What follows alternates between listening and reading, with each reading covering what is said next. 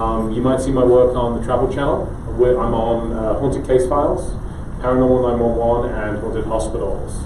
We getting some tinny echo with this? Is it good? Does the sound still okay? All right. I'm looking forward to starting a new show in November, Paranormal Night Shift, so watch out for that one. Also, my one pro tip, never believe somebody just because they're on TV. Politicians are on TV all the time, right? So, when I talked to Josie about coming back and doing another presentation, she said, what do you want to talk about? And I just wanted to talk about some of my favorite haunted locations that I visited recently. I like nothing more than taking people along and cutting out the boring parts, because a lot of what I do is immensely dull. I mean, it is so spectacularly dull you wouldn't believe it. If you watch the stuff on TV, something's happening all the time. That's generally the result of editing, which is also how I describe my books. It's what happened to me with the boring parts cut out, editing. And that's the classic definition of drama, right? The classic definition of drama is life with the dull bits cut out. So that's what I figured I would do tonight. Okay, how many of you guys do watch those paranormal shows?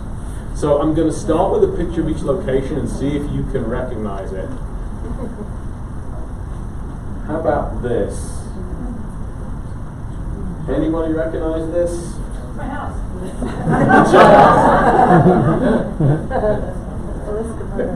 It's not the Velisca Murder House. I talked about that last year, and I said there'd be fewer murders this year. So the clue was kind of given away there. Can you guys see the screen okay? It's not too washed out with the lights? Okay, good. This is in Hartford, Indiana, and it's called the Monroe House. I'm not sure if you're familiar with it. This first came to prominence thanks to Nick and Katrina on the TV show Paranormal Lockdown. It's a fairly ordinary looking house. It's older than it looks as well. So I love this stuff. One of the things I like to talk about is why you shouldn't believe everything you read, whether that's in the media or anywhere really. This headline's fantastic. Haunting of Monroe House. Occult rituals and human remains hidden inside Indiana's Demon House. I see an article that says Demon House, it gets my attention. Turns out that everything in that statement is true except for the word demon. But, let's see. So, the Monroe House, hidden away in a quiet section of Hartford City, Indiana. The mysterious White House has been at the center of a violent haunting that has caused paranormal investigators to flee the building in fear. I like that. That's music to my ears. I have never fled a building in fear. On TV, I've fled a building in fear 4 times because the Travel Channel has a great imagination.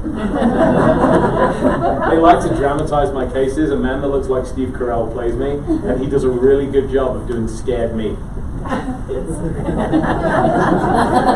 The man who looks most like me in all of Canada looks like Steve Carell.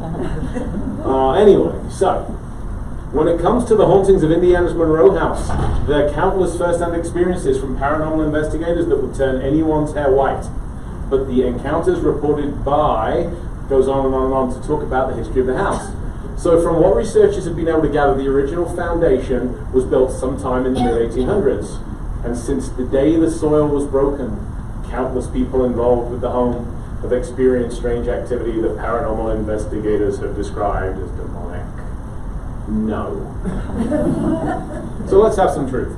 Firstly, the D word, right? I like to talk about the D word. America is largely a Christian nation. So if you've been following the paranormal scene now, and I've been in it for 25 years, we only started to see this emphasis on the demonic about 2009, 2010. Why then? What happened to make demons so popular? A certain TV show happened that finds a demon every week. Hey, I'm not naming it. And then all of a sudden, demons everywhere. Now, there are aggressive hauntings, but I would say the vast majority of the cases I work on, people tell me strange things are happening in their house. They're not sinister at all. Generally, it appears to be somebody or something trying to get attention. But getting attention is not great for ratings, so you'll see this kind of spin. However, the Monroe House is an exception. Nasty things did go down there, and I'm going to talk about them a little bit as we go along. Researchers point to former tenants fiddling with occult rituals. I like that, fiddling. Was there an actual fiddle involved? In the 90s, it's a potential cause of the demon house's nefarious activity. But others say the strange phenomena began as early as the 30s when the house was owned by a Belgian family who began to report ghostly visitations in the home. Well, I'm always fascinated with a house's history. And you can go online and generally you'll see the same stuff regurgitated over and over again. I do take it seriously when a team flees a location. This team came along with the intent of crossing over the spirit of a young child that was said to haunt the building. They ended up fleeing at high speed. This is kind of an interesting comment from somebody who claims to have lived in the house. I lived upstairs a long time ago and can say there is something very real and possibly demonic. I don't care how many ghost hunters have been in there and what they believe. You have to live there. I did, for a week. I read some of their stuff investigators have said, and some got it pretty close, but you cannot go in there for a night and know how bad it is. I lived there and it started very slow and then got worse. I thought in the beginning that it was just regular noises, and at the end I left. Wonderful. So, this is the Monroe house, and it looks fairly anonymous. In the neighborhood, it is now that house. One of the things I love to do, though, is look at the things that surround these kind of houses. What's the neighborhood like? Is there anything in the area or in the history of the area that might explain a possible haunting? Oh yeah, that's what I found when I walked in. You know you're in for a wild ride. How many people would sleep in this room? Okay, this is my favorite thing. So this is the Monroe house from Apple Maps, right? And I was just perusing the neighborhood, and I find, on Apple Maps no less, there is the old haunted jail, right next door to Granny's Bloomers. You could not make this up, right? Oh, Granny's Bloomers haunted? Inquiring minds would like to know. So I did some research, and the local jail, it turns out, also has strong claims of paranormal activity. So that's why it's now known as the old haunted jail. So is there something going on in this region? Is there something on this block? What's happening? And there are many people that will talk about cursed locations, unlucky houses, those kind of properties. I find that concept fascinating because so much of it comes down to belief, what we're willing to believe and what we're not. So, go through old records, start looking at newspapers. Newspapers are your friend. They had a fire. This goes back to the claim of a child supposedly dying in a fire at the Monroe house. They had a fire caused by a defective flue, which caused significant damage to the roof and to the structure.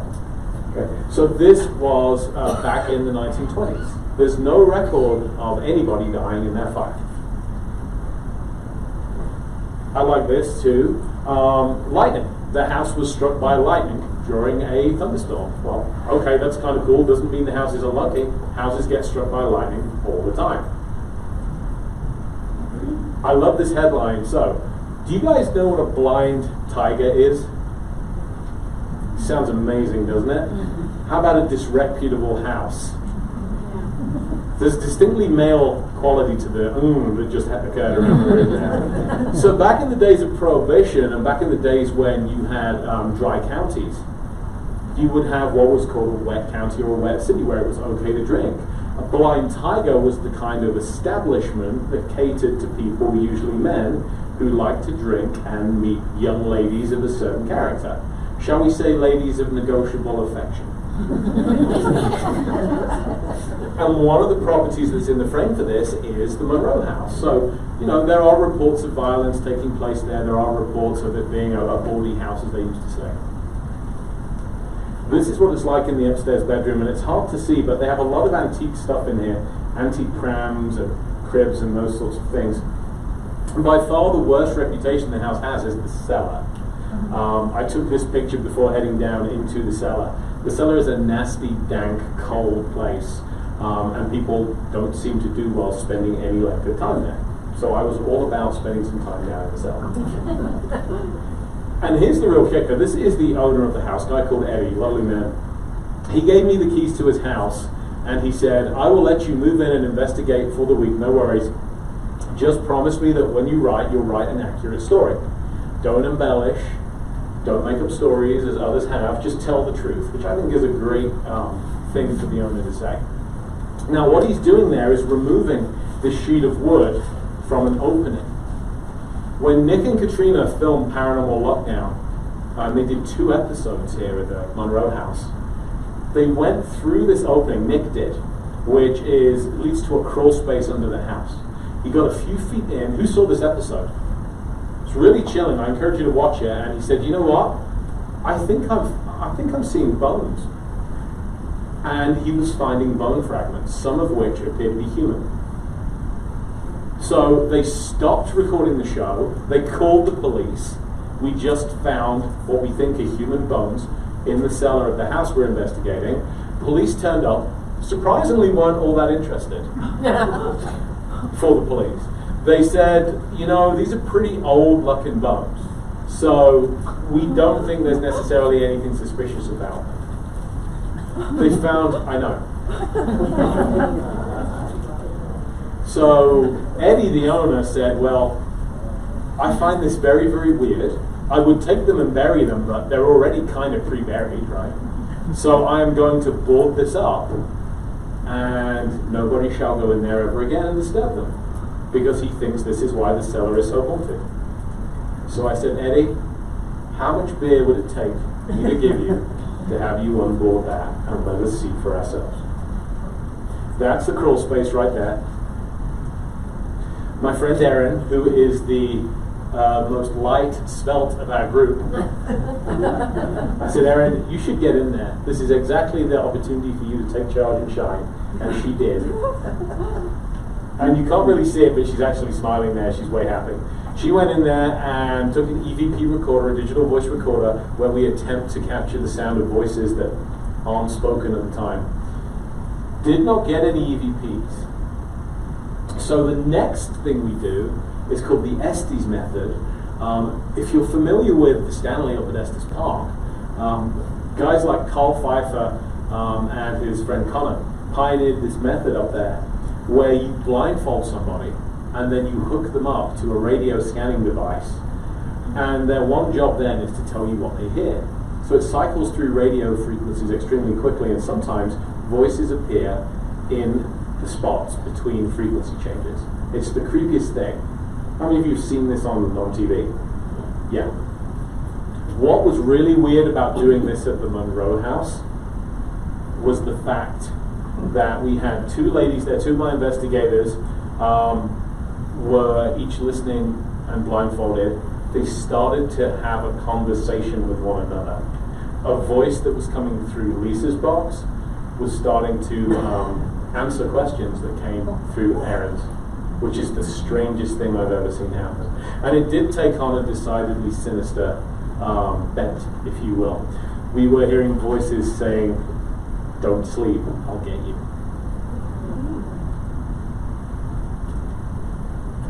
So I just think that's my favorite sinister picture of me ever.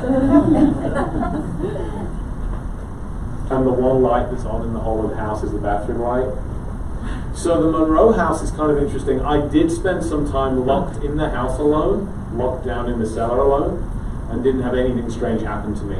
And when you're telling a story, when you're making a TV show, it's amazing, isn't it, when you can then go on to say, the most terrifying thing that ever happened to me took place to me down that cellar. It didn't. Real life paranormal investigation is full of anticlimax. It is.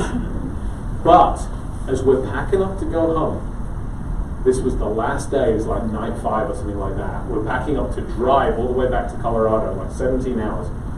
We happened to be sitting in the living room, and we heard, as clear as day, the sound of a woman crying, a sob, coming there from between us on the couch in the living room. It was the craziest thing. My colleagues had turned their voice recorders off, but mine was still running. So I have that recorded. It's a Class A EVP, and I'd love to play it for you, but my colleague Jason reacts to it in a very profane way. A woman sobbing. And when I did some more research after I returned to Colorado, we learned that the sound of a crying woman is very, very common, especially in the basement of the Monroe House. Okay. Anybody have any questions or comments about this case? It's an ordinary looking house, ordinary looking neighborhood, right? Okay. All right, TV folks, how about this one? I just got back from here last week. This is the old South Pittsburgh Hospital in Tennessee. So, very, very Civil War part of the country. You've got a lot of battlefields around here, especially Chickamauga is in that area, some major battlefields. So, a lot of Civil War hauntings in this area. As best we can determine, though, this is haunted purely because most old abandoned hospitals seem to have some ghost stories. This one just seems to take it to a higher level. So the hospital was built in 1959. It was a community hospital, and was made famous, I think, by the shows Ghost Lab, the Texans, the Kling brothers, and Ghost Asylum with the Tennessee Wraith Chasers. And I was lucky I got to investigate with Doogie from the Tennessee Wraith Chasers last week. He came to join us for our last night. He was a very cool guy and a good experience. I don't know if I should have said what I did to him, but he was talking about wraiths, and I said, well, I don't know if I believe in wraiths. As far as I'm concerned, a wraith is what Mike Tyson runs. Fortunately, he laughed, so I got away with it. This shows the hospital on a pretty bright, sunny day. When I arrived, it was a thunderstorm, which is fantastic. There's no way it's a coincidence that the activity was at its peak during that weather. We see this over and over and over again. If you want to see ghosts, if you want to experience the paranormal, the worse the weather, the better. Probably why England is so haunted. 3-story building, and when they closed this down, it was in 1999, so it had been open for 40 years. Had done great service as a community hospital, has an emergency department, had an oncology, had an OBGYN and everything in between. Beautiful place, but hospitals have an expiration date, and this one was supplanted by a newer facility. And so it was abandoned, but even at the time it was running, ghost stories abounded about this hospital. So, the South Pittsburgh Hospital. That's what I look like when I haven't had sleep in 4 days and I'm living on rock stars and monsters, by the way. That's the 1,000-yard stare of a man that doesn't even realize he's being photographed. And they just left everything there. The wheelchairs are still there, the beds are still there. It has this frightening kind of ambiance to it, because all old hospitals are creepy, right? We should come and shoot haunted hospitals at Old South Pittsburgh. The show would write itself. And this is the nurses' station on the second floor, which is the epicenter of a lot of the paranormal activity. And I had an incredible experience there. This would be just last Tuesday, so like 9 days ago. We were sitting here at the nurses' station. It had just gotten dark, and I was interviewing some of the investigators that had already done research there. And so where I'm standing now, if this were actually the hospital, behind this wheelchair, is a door that leads through to another room. And I just happened to look up. I was sitting on this couch right here, making some notes, and I just happened to look up, and I shot out of that chair like a Tomahawk missile. Because what I saw standing in the doorway, and I will never forget this if I live to be 100, is a clearly defined shadow figure. Now, the hospital's well known to have these shadowy figures reported to be walking the hallways, at least one of them 7 feet tall, if you can believe that. I've heard stories of them. You sometimes think you catch glimpses of them, but until last Tuesday, I had never seen one with my own eyes that clearly. It was one of those things where 99% of my time is spent waiting for 1% like this. And the audio recording of this is going to be comedy gold. And unfortunately, X-rated, there's no way I could play it because I was so excited. And that shadow figure was standing close to the ICU right there. So it's kind of creepy because all of these signs are still up, If you were wandering around, you might be convinced that this is still a functioning hospital. This is an old OBGYN bed, hence the stirrups. This is a birthing chair, actually. So you got to wonder how many babies were birthed in this chair, or how many examinations were given, those kind of things in the obstetric department. Tin bath. Fantastic. I've always believed there are generally 3 types of haunting. You have haunted places, haunted people, and haunted objects. And a lot of cases are a mixture of those 3 things. And I think in the case of Old South Pittsburgh, you have a haunted place, undeniably, but also I think you have some haunted objects. Because hospital beds, how many people die in them? You know? Hospital bathtubs, those kind of things. I really do believe that they retain energy somehow, and don't ask me exactly how. I'm not that smart, like most people on TV. But I have become convinced that locations and objects can store this energy somehow, almost like a form of natural recording, and then play it back for the people that are in the right place at the right time with the right mindset to experience it for themselves. Which is why there are so many stories of wheelchairs being heard and gurneys being heard squeaking through the hallways of this hospital. It's a view from the back. So that is the old emergency room right there, the ambulance awning. This is where they would bring ambulances and bring their patients in. Now it's not easy to see this, but these doors right here, so you've got the ambulance waiting room, the emergency department waiting room right there. And then right here you've got a restroom, okay? And then these doors abut onto, they're windows, not doors. They abut onto a really narrow space that's about the size of your average walk-in wardrobe.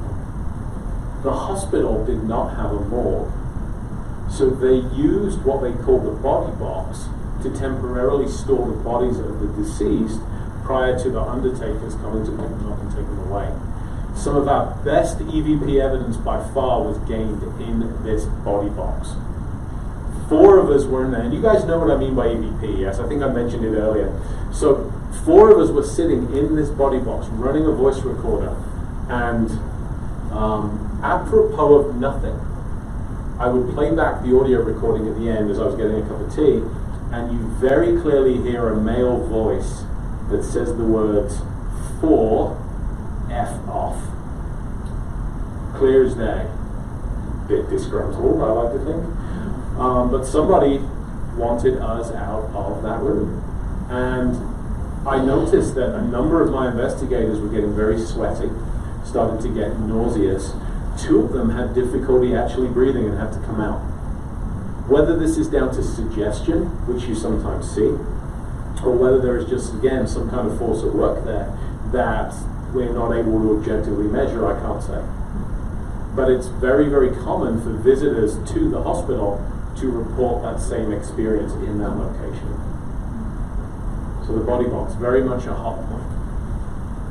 Probably my favorite story though, the police came by to check on us because people are always breaking into the hospital. And this is one of those small towns where, you know, the cop that came was born in the hospital back in the day.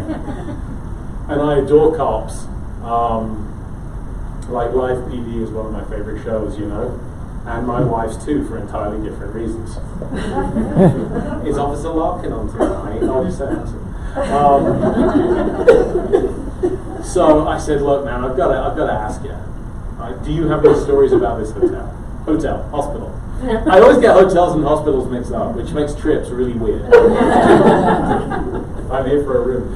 Do you have any stories about the hospital? And he said, yeah, I've got one. We still can't explain it. He said, one night we got a report, we had a 911 call, that kids were up on the roof and they were throwing stones down into the parking lot, you know, as young vandals all wanted to do. So they sent 3 cops, 3 police units to respond. So the police rock up, they don't see any kids on the roof. They have those nuclear grade flashlights, you know, the ones that Batman uses. And they light up the roof like a Christmas tree, they don't see anything. But in the front window on the 3rd floor, they happen to see a figure standing looking back at them. And the police are like, okay, well, we have to go clear the building, search and clear. They get there, they don't find any signs of a break-in, but they go from room to room, floor to floor. 1st floor, 2nd floor, 3rd floor. They're taking so long doing this, what they don't realize is that all of their radios have gone dead inside this building, which is a very dangerous thing for a cop to have to deal with. The dispatcher noticed this. A good dispatcher, who are worth their weight in gold, they are the unsung angels of emergency medical services, realized that her boys have not checked in for a while. She tries to raise them, she can't. She tries again, she can't. They have a backup, and that's cell phones. So she tries their cell phones. All of them are dead as well. So what does she do? probably going to be fine, right? We'll just wait. No, she sends the cavalry. So she sends several more units at high speed. They have police officers, 3 of them, that aren't checking in. So the cops come rocking up. They see the 3 cruisers parked in the parking lot. They shine their lights up. Again, see a figure on the 3rd floor looking back at them. Which is, by the way, not what you do if you've broken into a hospital and the police with guns drawn are looking for you, yelling, "Police, we're armed, come out," right? You don't stand there casually just looking out into the street. So now the next batch of cops see the same thing. They go in, they help clear the building, they search the 3rd floor, they search the 1st, the 2nd, all over. There are no broken windows, there are no signs of forced entry at all, and nobody's radios will work until they're out of the building. Now in the past, because there are certain types of construction where radios have a hard time, but in the past their radios have worked just fine inside this building. So to this day, the police can't explain what happened. My radios, by the way, work just fine. I don't know why theirs went dead and then came back to life when they left. Okay, well, that's one of the hallways. One of the tools we use when we have reports of shadow figures are these laser grids.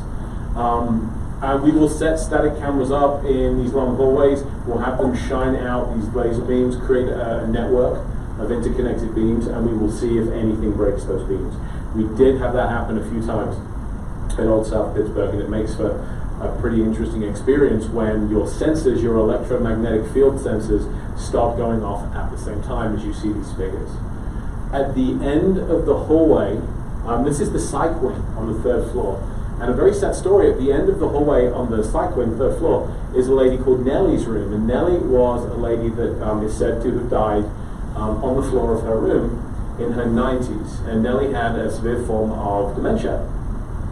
And she is either, depending upon her mood, either very hostile to or very friendly to males that sit on her bed.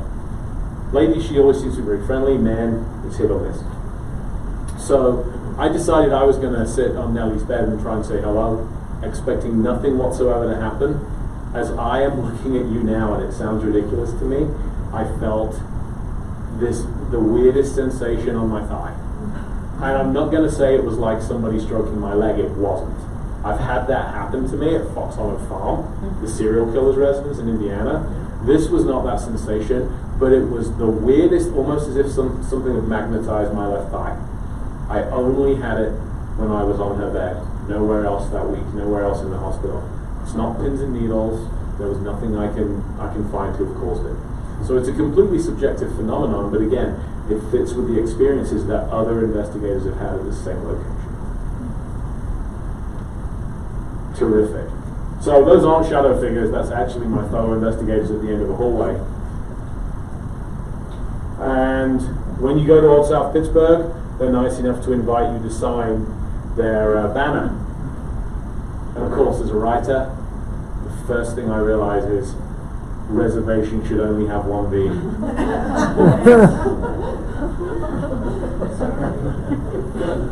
A lot of hospitals are haunted. I mean, and I think it's because you have new lives coming into the world, you have babies being born, you have old lives ending, sometimes you have young lives ending tragically too soon, and it's all extremely strong emotion. And then you have the caregivers that deal with this day in, day out. They're generally very passionate people, and believe you me, I work in healthcare, as calm and professional as they might look. After a bad day, they feel it just like anybody else does. You go home and sob your heart out sometimes. All that energy scars, it leaves some kind of psychic impression. And that, I believe, is why so many hospitals and nursing homes have paranormal activity. This is one of the more active places I've ever investigated. So if you happen to be down in Tennessee, well worth a visit. Be sure to get a reservation before you go. All right. Look at another location. Let's come a little bit closer to home, shall we? Any guesses on this? If you read my books, you might know it. It says, important, please see that this door is closed and latched before leaving the basement. It keeps the ghosts in. This is the Denver Botanic Gardens. They very kindly allowed me in to investigate. They've had this reputation for being haunted for years. Why? What's the reason the Botanic Gardens is haunted? Sir? Because it was built on top of a graveyard. Perfect answer. Well done for doing your homework. He's absolutely right. It's built on what was Denver's original graveyard. Back when Denver, the city, was further away than it is now, and hadn't sprawled so far out, was the original city burial ground. Now, when they decided that Denver had crept too close to the cemetery, they made a decision to move all of the bodies to a newer cemetery. A lot of them went to Mount Oliver. They hired a contractor that could at best be called unscrupulous, and he was paid by the body to dig up the bones, put them in caskets of his own, and then transport them to the new cemetery. So this became quite the scandal in Denver society, because what this man did, and his company, was that they would break bones of people's loved ones to smash as many sets of human remains into a single coffin as possible. Saves money, right? There were reports of these human remains being left out there in the sun, getting bleached. All that kind of stuff was going on. It became a scandal. People said you shouldn't treat the dead like that. These are our family members. These are our parents and grandparents and siblings and children. This is a disgrace. So they fired the guy. Unfortunately, he still had somewhere between 3,000 and 4,000 bodies yet to dig up. And so what did they do? They put out a notice to everybody in the Denver area and said, you've got a few weeks to come claim your loved one and move them on your dime, and do it yourself if you want. And if not, all the tombstones are coming down. We're going to put grass over the top, and it's going to be what now is Cheeseman Park. And that's exactly what happened. So there are thousands of sets of human remains under Cheeseman Park and the Denver Botanic Gardens, which has caused a few interesting problems. How many of you have been to the Botanic Gardens? Great. You know the new parking structure which is across the street? Law enforcement were called there so many times they ended up just not responding, because they would dig up skulls, they would dig up ribs. I found this humorous, as the old joke goes. Those kind of things. Because that's a part of the old cemetery. So you have the Jewish section, you have the Catholic section, the Protestant section. There was a Grand Army of the Republic section for those that had served in the Civil War. There were the Odd Fellows, there were the super rich section, and then there was Potter's Field, which is where you buried the poor, who couldn't afford, usually even a marker. A lot of them are still under there, and will be for a long time. It's a very, very, very sad story. The Waring House, which is way down on York Street, is the administrative center of the Botanic Gardens. It's one of those beautiful historic houses you see in that part of Denver, and it's haunted like you wouldn't believe. So I love talking to security guards. One of my favorite things, people that work night security. And they had some interesting stories for me, but without a doubt, my favorite thing that happened was the lady that met us on our third night. My team and I went up to the gate. She met us. She said, "Hey, you're all the ghost hunters, huh? I would love to have something paranormal happen to me." And I said, "Well, how long have you worked here? You may." And she said, "Oh, I've only been here for 2 weeks. Working nights, love my job." So she's leading us through the gardens.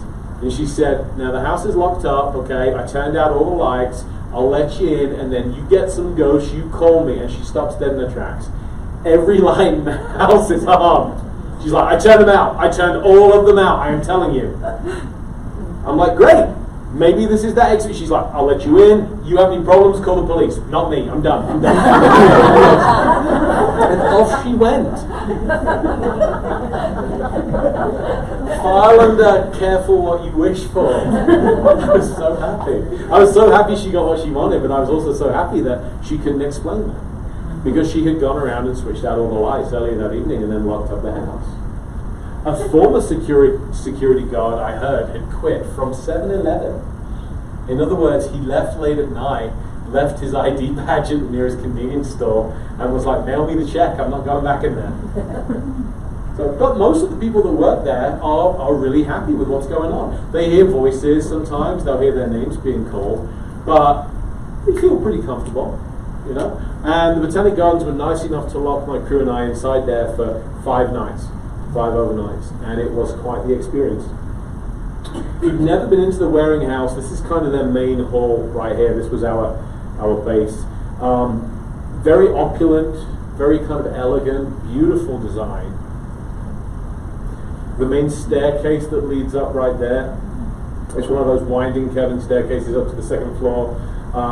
The spirit of a young boy is often reported in this area, and the light you can just see through this door, that's the restroom, and it's important. I'm going to come back to that in a minute. Main doors are here, and then back door are on the right side as you look at it. Okay, hidden staircase. This is my friend Catlin. Most people that go don't know that there's a hidden staircase, and what I mean is that this staircase at the back of the building, you can lift it, it's hinged, and there is this secret compartment. Nobody knows what it's for. There are all kinds of cool theories, but nobody really knows what it's for, but it's still there to this day. So my friend and colleague Catlin there decided she was going to go inside and try it out. Nothing strange happens, but how cool is that? I felt like, oh, by the way, too, you access this through a bookcase. Like, this is the most Scooby-Doo I've ever felt in my career. This is one of those old home intercom systems, you know? One of your kind of upstairs, downstairs, Downton Abbey, you ring the bell, oh, the master is calling from his snooker room, you know. This thing still rings. Unfortunately, the wires were cut, and you can see the wires were cut many, many years ago. There's no physical way this thing should be able to ring, and yet it still does. This is the restroom door that I was showing you guys earlier on. Now, one of the golden rules we have when we investigate, we are all children in terms of our sense of humor. I am at best 8 years old on a good day, hence my wraith joke, you know. But when we investigate, we're serious. We don't prank, we don't punk, we don't play jokes on one another, because the minute you start, it gets out of hand, and nobody believes you if something strange happens. So my entire team was sitting in that main room with the tables, and we are changing batteries in our equipment because stuff drains like you wouldn't believe at a haunted location. We believe the energy is being used to manifest the activity there. And Catlin decides she's going to go to the restroom, so she does. And about 3 minutes later, we hear the sound of this door frantically jiggling. And I thought, oh, it's one of those old doors, it's stuck, she needs help getting out.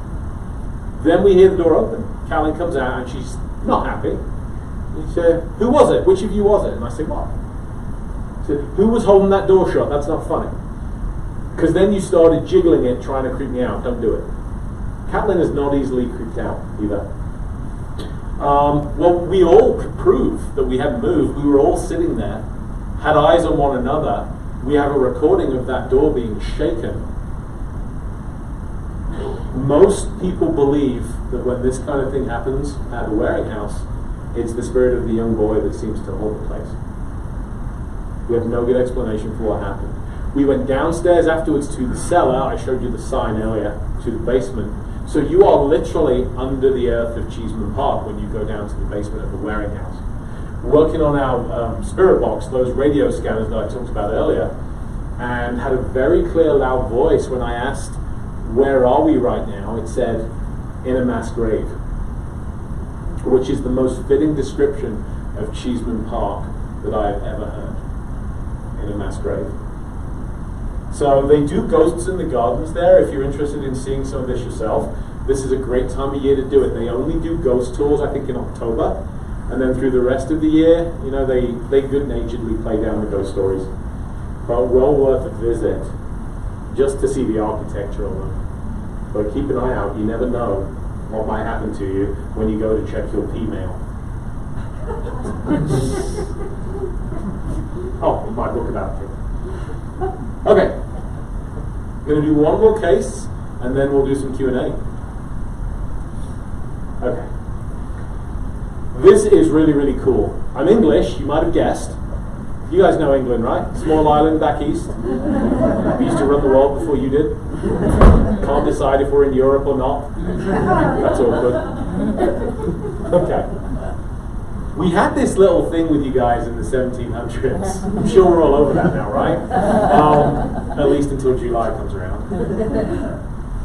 So during the Revolutionary War, we have a lot of Civil War hauntings reported.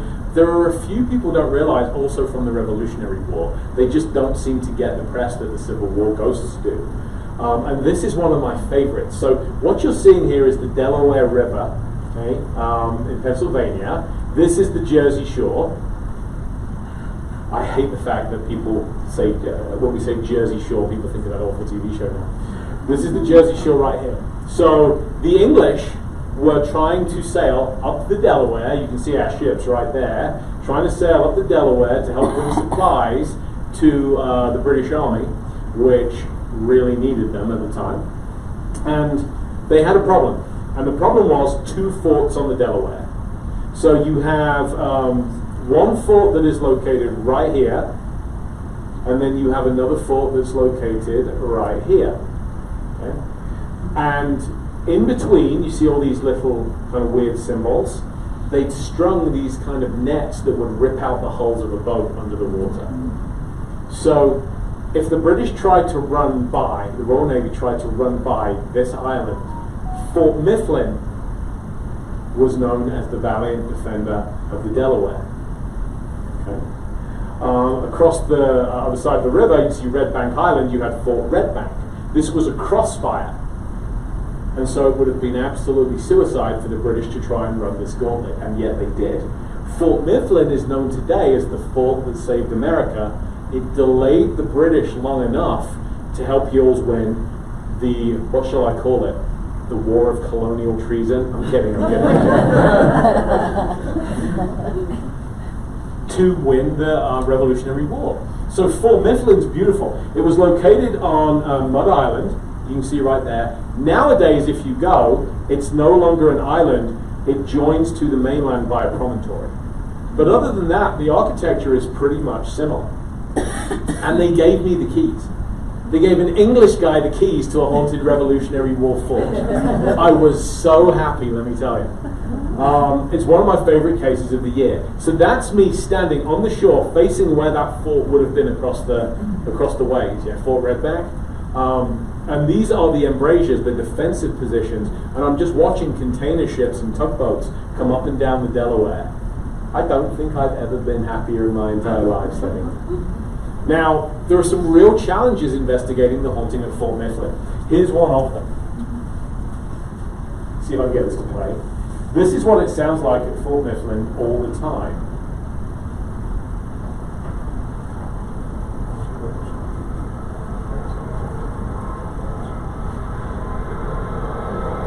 Because the airport is right here.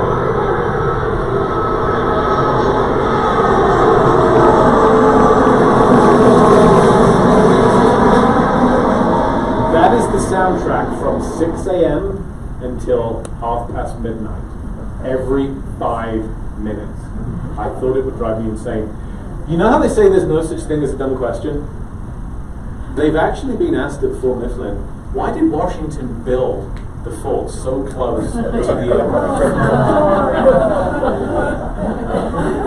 airport? Genuinely.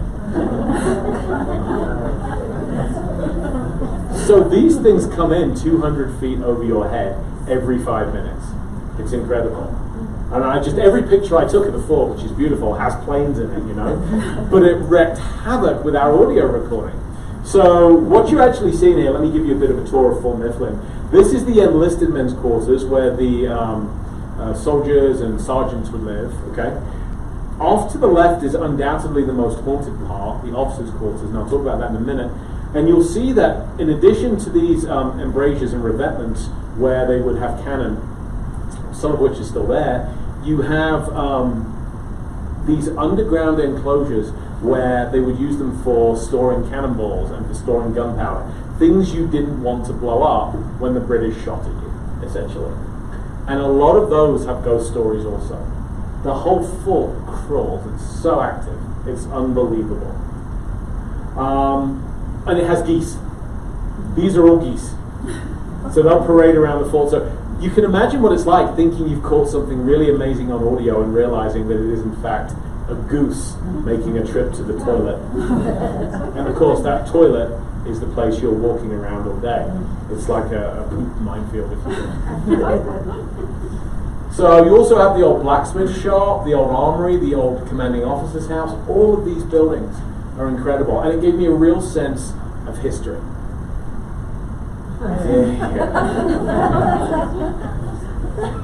Because this happens at night.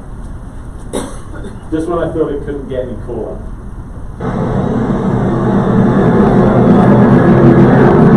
Container ships and cruise lines.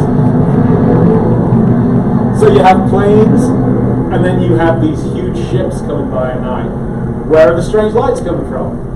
I think it's the most challenging place I've ever investigated. That's one of those huge petroleum tankers. They just go up and down the Delaware all the time. So, hands down, one of the more difficult and challenging but rewarding investigations I've ever done. If it's hard to make out, this is a stone that commemorates the fact that John Adams came to Fort Mifflin. So you're walking in the footsteps of John Adams. How cool is that? And Edwin Stanton, a little bit more recent, who was Secretary of War during the Civil War years. Fort Mifflin was not only a Revolutionary War fort, but also a Civil War fort, and was active all the way through Korea, the Korean War, before they finally demobilized it and kept it as a historical treasure. And it's a historical treasure. So I dressed appropriately. I figured if I could get away with this, I could get away with anything, right? But one of the things we like to do is try and stimulate activity. And we had a few methods of doing this. I felt a real kinship, not just with the brave Americans that defended Fort Mifflin, but also these British boys. I was a British soldier. These British young lads that died far from home fighting in a war they probably really didn't believe in. And there were a lot of British casualties at Fort Mifflin. One of the areas that's closest to the river, the Sally Port, they had so many British boys die there. It was awful. It was horrific. So I thought that this might help stimulate things a little bit. And it did. That's my I'm a 5-year-old, look at how happy I am face, by the way. Okay, so here's why. Hands down the greatest thing like this ever happened to me. What's it?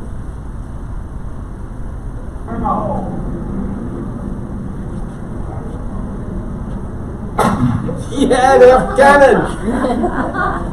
They actually salute US Navy warships when they come up and down the Delaware. How many of you have heard of the Philadelphia experiment? Okay, you know where they turned, it was a really bad movie in the 80s, but they tried to turn a US warship invisible. The naval yard where they did the Philadelphia experiment is right next door. You know? But they have cannons, and I said, can I fire the cannon? And this guy that is the night watchman, again, super cool dude, looks scarily like Thor, arranged for me to fire the cannon, and then pointed out afterwards, said, you know, you're probably the only Englishman to fire out of Fort Mifflin. All of your ancestors were firing in. And I said, sorry about it. So, of course, a lot of activity at the fort. Now, you would think this would all be Revolutionary War related, but the most famous story associated with the fort is that of the screaming woman, a lady that screams as if her heart has been absolutely broken. And there are various tales that go along with why the screaming lady is the way she is. Some have claimed that she was an officer's wife that was involved in some kind of personal conflict, and others claim that she was the mother of a daughter that had run off with an English soldier, and so on and so forth. The truth is, nobody knows the identity of the screaming lady, but her presence is very well documented. Many people that work at the fort and that visit the fort report hearing the sound of a woman screaming, so much so they come running to see who's being attacked. Oops. Speaking of the hole, so this is one of those revetments I told you were at. This is where they would store the gunpowder and the cannonballs. Very, very paranormally active. During the Civil War, probably one of the saddest things is that Fort Mifflin was used as a prison camp. It was used to store not just prisoners from the opposite side taken in battle, but also those that were considered to be potentially spies or potentially traitors. And they were crammed like cattle into these dark, dank underground places. You can see 80 men kept in places like this. and just forgotten. Fed once or twice a day, maybe. Horrendous hygiene and sanitation conditions. This was a horrific place. We recorded very distinctly the sound of footsteps walking up and down in the corridor outside this revetment when we were in there, and nobody was moving. The officers' quarters, though, seem to be the most active part, especially this room up here on the second floor. I went in there with a psychic medium. I've worked with a number of mediums in my career, some impressive, some less so, and when I get to trusting one, I will work with them more frequently. We also conducted the Estes method in here. So Linda is being blindfolded and she's listening to one of those spirit boxes. My medium physically collapsed. I had to catch her. She said she was so overwhelmed by the energy of a woman who was in terror and in such great distress. I've never had to do this before. I had to catch her from falling down. Linda, on the other hand, reported that she was hearing the sound of a very gruff, aggressive male voice. We recorded this on the spirit box session, and that she felt somebody getting a little bit handsy with her, touching her in inappropriate places as the session went on. So a lot of our evidence came from this one area in the officers' quarters. Very, very negative, and we don't think it has anything to do with the Revolutionary War. We don't know why it is the way that it is.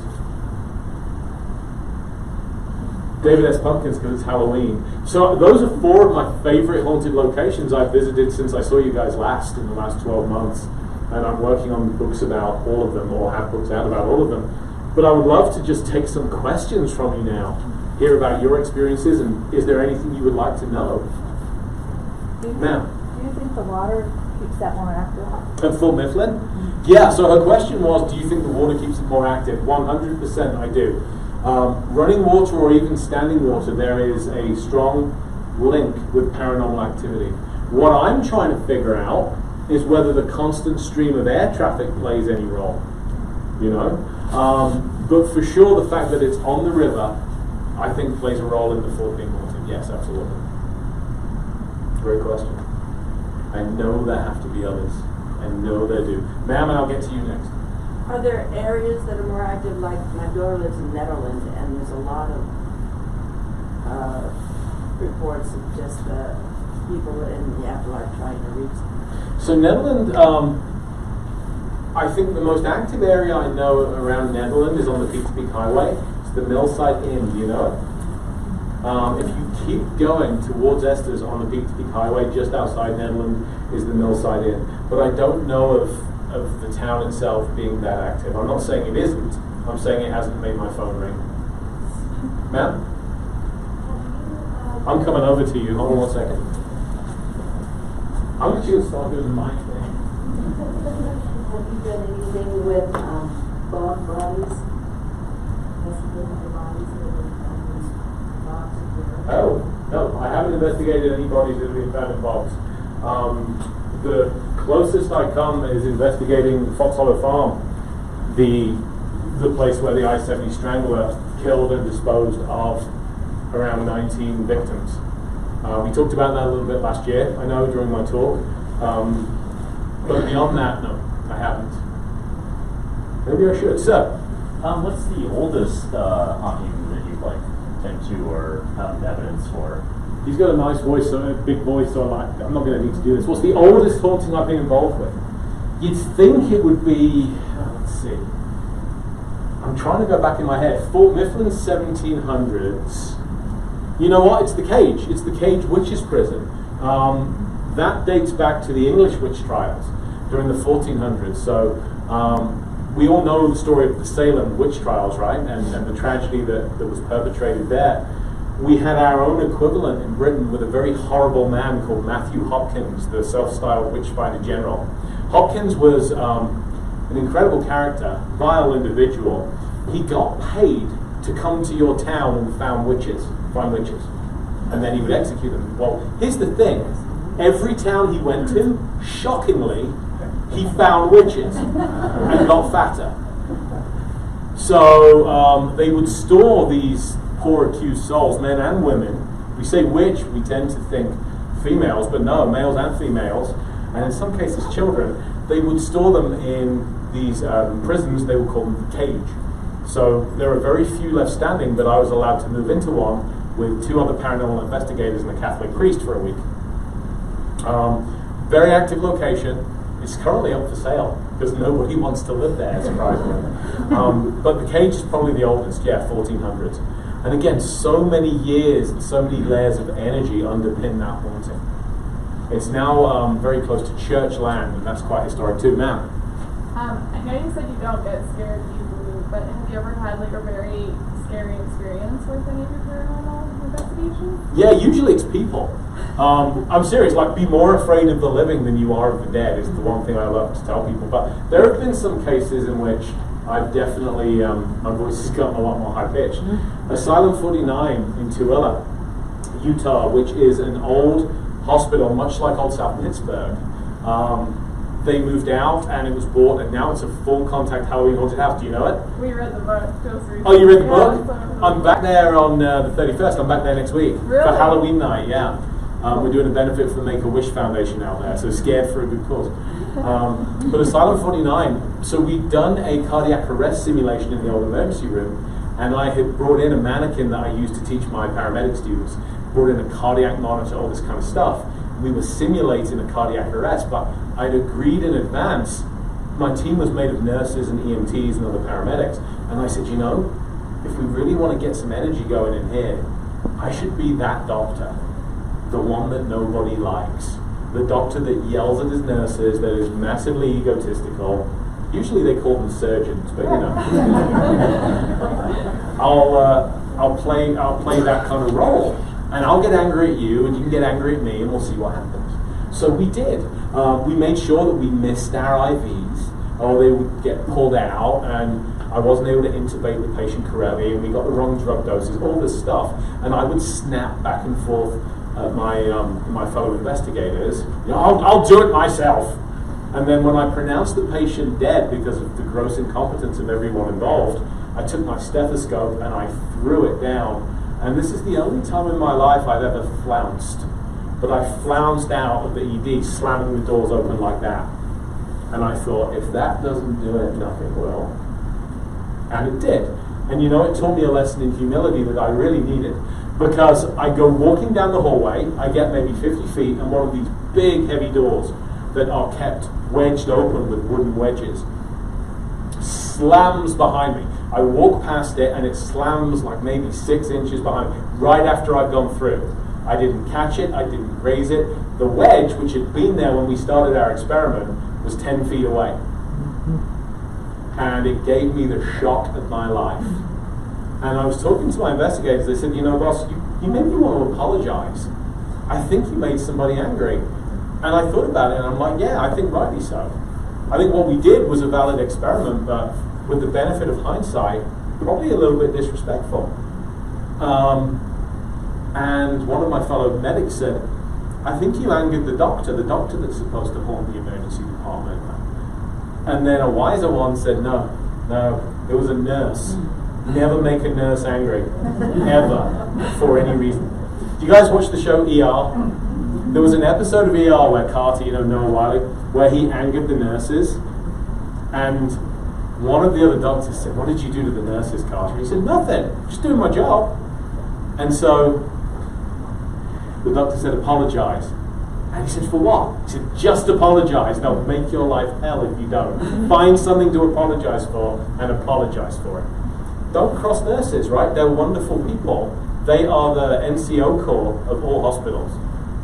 Okay? Any doctor will tell you that too. So I thought that maybe I offended the nurse that is supposed to keep an eye on that particular stretch of the hallway. So I went out there, and if you've never apologized to thin air before, it's the weirdest, most surreal experience. But I said, I'm really sorry. Honestly, I wasn't trying to upset anybody. We were just trying to see if you would interact with us, and it seemed a good way to do it. We're going to do that again the way it should have been done. We're going to do it properly. Because if you watch a cardiac arrest being done, being resuscitated, it's actually a very quiet process. There aren't raised voices. We do this for a living, and it's a calm, almost eerily calm sometimes, thing to do. You don't raise your voice. The person running it is actually the one in charge of making sure that if somebody's a bit amped up, you have them step back. So we did it the right way, and then things quieted down for the rest of the night. One of my favorite locations. So, quick question. So you said you interacted with the guardian as well when you're at Asylum 49, and you didn't have much of an experience with him. Are you going to do mostly like the rest of the nursing home when you go back this next week? I already did. So Asylum 49, for those that don't know this location, it was a hospital, but it adjoins a nursing facility, a nursing home. And when I started investigating this in 2015, you could not go back to the nursing home because it was a working nursing home. There was a set of double doors that were kept locked all the time. They moved out the inhabitants of the nursing home to a newer facility and sold it to the owners of Asylum 49. And my team was the first to be allowed to go in and investigate. I wrote about that in Haunted Healthcare too, because I haven't gotten around to a second Asylum 49 book yet. But it's every bit as active as the hospital side was. The guardian that he's referring to is one of the negative entities there. And despite the fact that on Haunted Case Files, when they dramatize my experience, he looks like some kind of monster, it's the spirit of a dead guy that used to be the hospital gossip. He liked being the guardian of secrets. He liked to know who was doing what with whom that they shouldn't have been. He liked to have dirt on people. And he's particularly, he targets females. And all of my investigators, my female colleagues, are extremely strong individuals. They're not scared of anything that goes bump in the night. But we would send them into the guardian's area, and they got scratched. They had some pretty negative interactions with him. We got some bad EVPs. He tends to be very intimidated by male authority figures, so I'm generally not